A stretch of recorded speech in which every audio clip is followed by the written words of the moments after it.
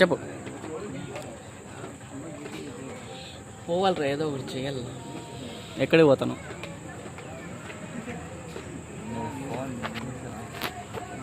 చెప్పు రాయేష్, ఎక్కడ పోతాం? టీ తాగినావా?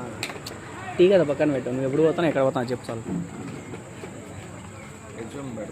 పెట్టి నేను రికార్డ్ చేసుకుంటాను. హాయ్ ఫ్రెండ్స్, రాజేష్ అందరినీ వదిలేసి హైదరాబాద్కు పోతాన్నాడు ఫ్రెండ్స్. ఎందుకురా అంటే జాబ్ కోసం అంట ఫ్రెండ్స్. వాడు నేను కనపడకపోయినా పర్లేదు, వాడు కనపడవు. ఎందుకంటే జాబ్ కోసం అంట ఫ్రెండ్స్. మీరేమంటారు ఫ్రెండ్స్? మాట్లాడు. ఎప్పుడు పోతాం? ఏం చేయాలి? ఏం జాబ్ చేస్తాను? నీ క్వాలిఫికేషన్ ఏంటి? బీబీలో ఏం స్పెషలైజేషన్? మార్కెటింగ్. దాంట్లో ఏమేమి సబ్జెక్టులు ఉంటాయి? Maths, physics. చెప్పు. Maths, physics, history. నన్ను ఇంపుకుని చేస్తావరా? కొత్తగా చేయాలన్నారా?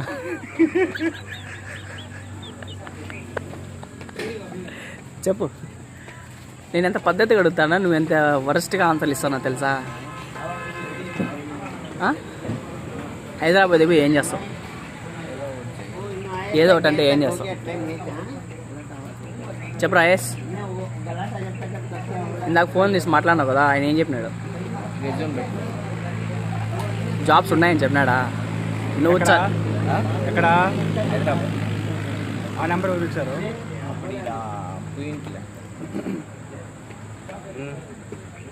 పోతా, ఏదో ఒకటి చేస్తాను. కోర్స్ చేసుకుని పోవా?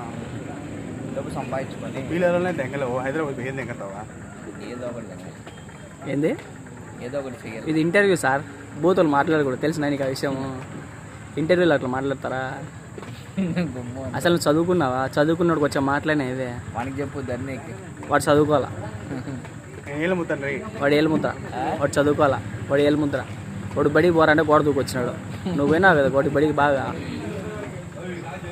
గుత్త కింద 30 ఏళ్ళు వచ్చినా కూడా పోయావు కదా బడికి. నువ్వా?